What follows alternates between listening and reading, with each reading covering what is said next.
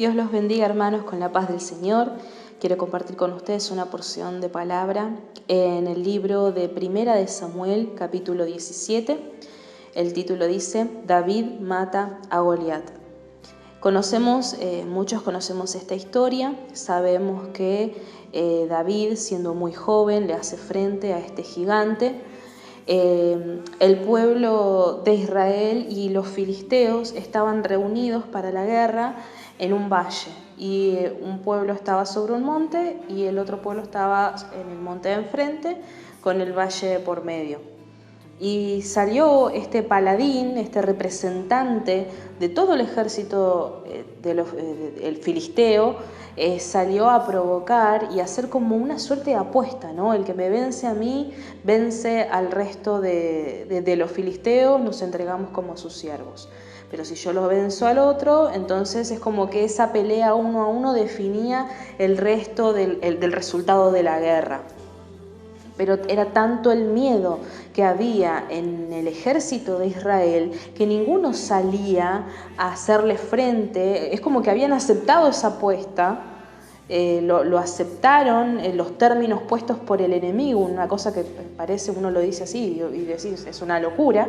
¿Por qué el enemigo tiene que poner los términos de la pelea, del enfrentamiento? Pero de alguna manera lo habían aceptado, casi de forma tácita.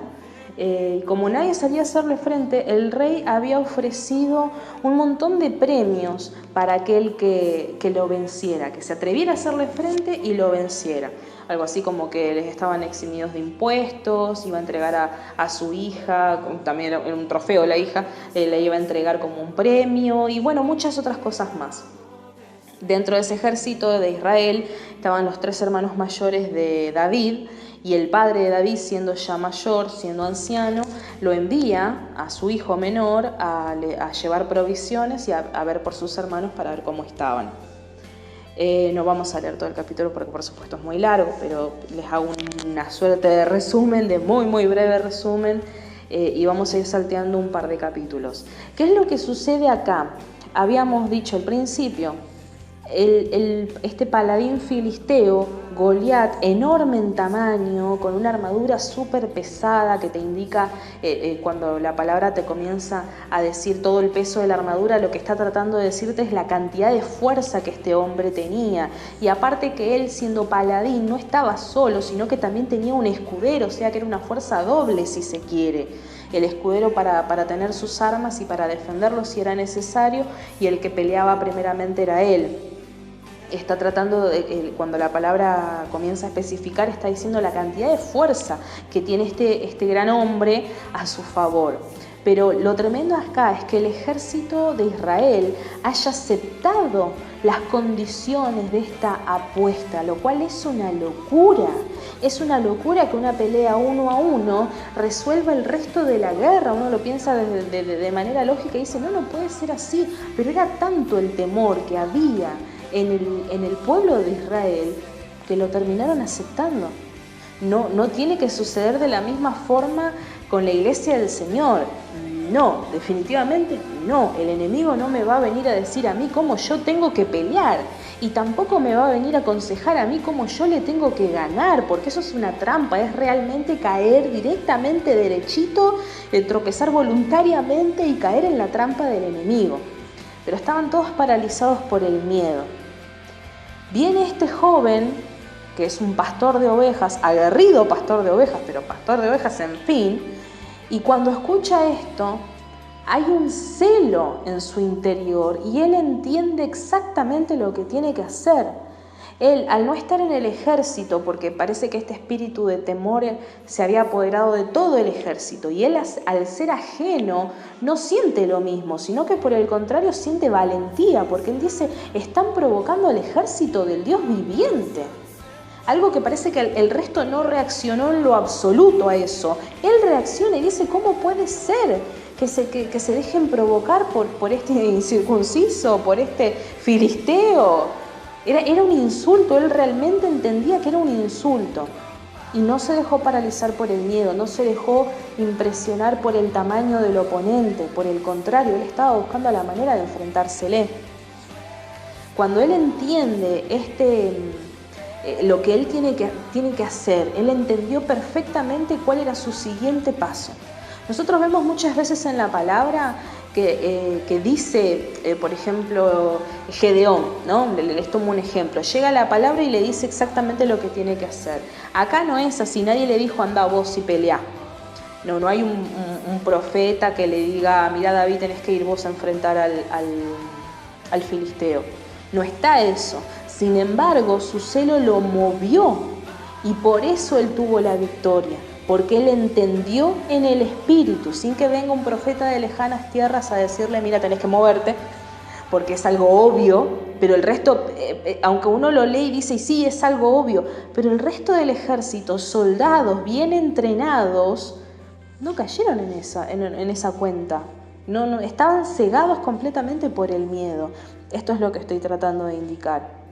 Él entendió perfectamente lo que tiene que hacer y muchas veces nosotros también sabemos exactamente lo que tenemos que hacer. Y no es necesario que venga un profeta de lejanas tierras a decir, mira, tenés que moverte, porque yo sé que me tengo que mover, yo sé que tengo que orar, yo sé que tengo que predicar la palabra, yo sé que tengo que levantarme y accionar.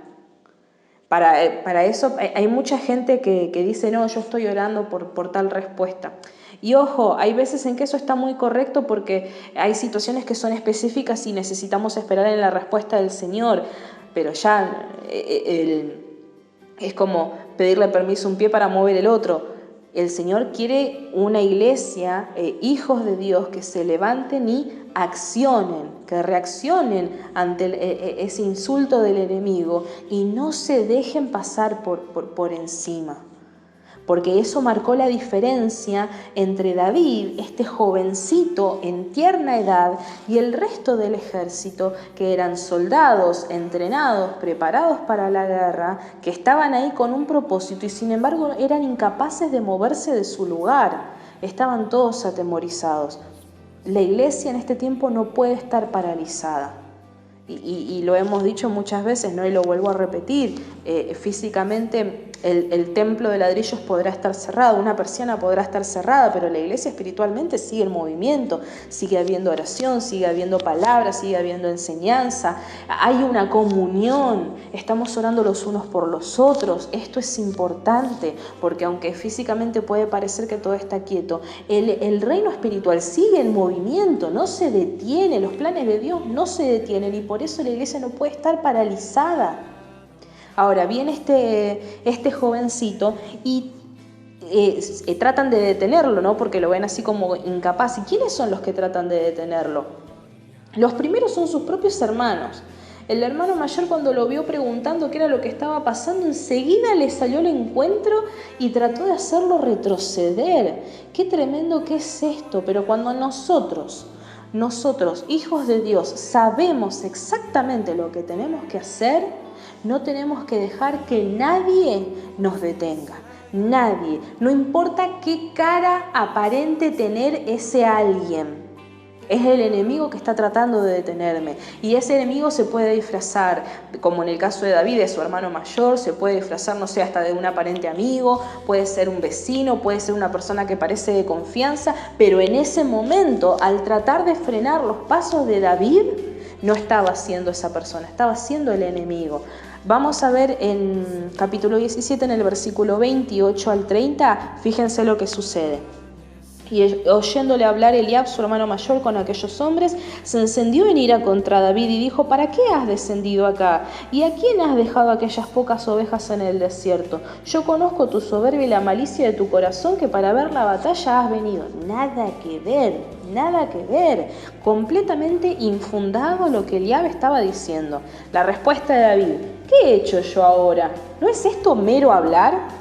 Y apartándose de él hacia otros, preguntó de igual manera y le dio el pueblo la misma respuesta de antes de los premios que había para la persona que venciera. Fíjense que no le dio lugar. Este es muy parecido a Nehemías cuando le dice a los que lo invitaban, entre comillas, a una cena amistosa supuestamente. Nehemías, ¿qué responde? No puedo ir, porque si yo voy, la gran obra que estoy haciendo cesaría. Es una respuesta muy parecida, que tiene la misma intención y la misma determinación de no darle lugar al enemigo para que frene o distraiga. un punto muy importante para la iglesia en este tiempo. No podemos dejarnos distraer por las arengas del enemigo que se disfracen de lo que sea, de una pelea entre hermanos, de una pelea de lo que sea, En el caso de David fue una pelea con el hermano, pero él tampoco le dio lugar. El hermano le fue al choque tratando de pelear con palabras completamente infundadas, pero David no le dio lugar. Bien por David, nosotros tenemos que aprender de David, todos, incluso yo. En el versículo 3.